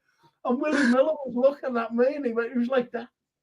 More or less, don't say nothing. Don't say nothing, yeah. Well, Helen and I little muscly fella, and he was waving to her, I was waving him back. He said, "I'm glad he never says anything. He might be picking up with me as well." And I said, so anyway, that was it. Helen and I are going to the stage show of Boys from the Black stuff. Oh, yeah. On the, what date is it, Helen? 24th. We're going to see it. Yeah. Things are all caught. I believe it's brilliant. Yeah. I believe it's brilliant. They're all caught. We're going to Tuesday. Well, I got tickets for the press night and I couldn't go because of this. Press night. Are you going to get the antibiotics tomorrow? I'll have to, Keith. This is killing me. This is absolutely. They said to me, "We want you to go over the hospital." I said, "Okay," to get it drained. So, you know, they said, that's bad. So anyway, I said, yeah, okay. So we phoned up, the doctor phoned in the surgery, the Lindsay McCartney clinic unit. And they said, yes, you know. So anyway, they gave me aids, you know. They said, how is he physically? He said, oh, he's all right physically. You know, if we've got any high blood pressure and all this, whatever. And they said, well, you'll have to give him antibiotics because the people who sorted this out are on strike. Yeah. I couldn't go. So I've Yeah. been waiting for these bloody antibiotics off this chemist. Absolutely ridiculous. Unbelievable. But I hope to have them tomorrow. And I've got to go for my flu jab as well. Oh, I'm in a terrible state. Flu jab. Antibiotics. Well, I'll message you tomorrow to see how you're getting on. Oh, okay, please do. And it'd be great to see you on Friday as well. Yeah, you know, yeah, definitely. It should be good. It really should. And anyway, it's just for me to say, if we can take the opposite from Saturday, it's that it has brought our fans base together more than they have been for a few seasons, and that's a cracking. That's really a cracking comment, that, and it has united us more. Because remember we were saying a few weeks ago when Zaz was on as well with us, and we said like the fan base is so diverse. But I think it's brought us all back as it's a them and us culture, isn't it, for us? Yeah, absolutely. Let's see what the last comment says. A vase of flowers. When George says to Jose, "You never left the playground, did you, lad?" That really choked me up. That line, considering what happened to Paul Jose. Yeah. So listen, Keith. Friday. See you Friday, mate. Okay. I'll message you tomorrow to see how you get on. Thank you so much, Keith. I love you, honestly. And I'll see you on Friday. I'll speak to you tomorrow. Okay. See you tomorrow. God bless, mate. God bless. And I hope your dad gets. How is he, by the way? Yeah. Okay. So they've let him come home. Oh, good. So they inserted the tube in because of the collapsed lung. They inserted the tube in. My dad's got emphysema, COPD. So anyway, they've taken the tube out. His oxygen levels have gone back up and everything else. So they've sent him home with the right medication and what have you. But I'll be keeping an eye on him myself. And if what the doctors said is if there's another situation like that, is because his oxygen levels went down to 70. So if there's a situation like that again, the doctor said, phone an ambulance. If the ambulance says it's going to be more than 10 minutes, forget it. Get in the car, straight up the hospital. Yeah, you've got to do that, Keith. You've got to, mate. You know, especially for your dad and the way he is. Yeah. Anyway, I'll see you there. I'll talk to you tomorrow, and I'll see you Friday. Cheers, man. So much, God bless, mate. And you. Bye-bye now. Bye. It's just brilliant. You know, you have people like you know, we're all going through bad times, but I just appreciate you lot out there. You know, thank you so much for joining me tonight. I hope it's been worthwhile. Let's get back on Friday. I'll have the vase of flowers on and Keith again, and we should have some fun. Trying to pick a team and give them predictable scores. I never asked them tonight what the predictable scores were, but anyway, hope to see you all on. Hope to see you all on Friday. Thank you so much. Thank you.